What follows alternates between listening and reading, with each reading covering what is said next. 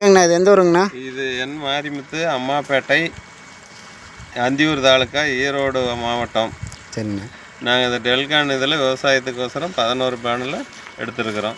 ஒரு 1.25 இன்ச்சு தண்ணி குறையில்லாமல் வந்துக்கிட்டு இருக்குது. 900 அடி இறக்கிருக்கிறோம். வருங்களா? சரி, பேனல் பார்க்கலாங்களா? பாருங்கள்.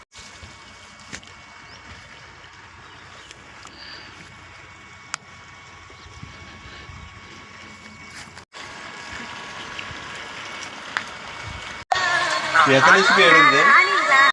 5500 வாட்ஸு டிரைவ். 1.5 இன்ச்சு தண்ணி வருது.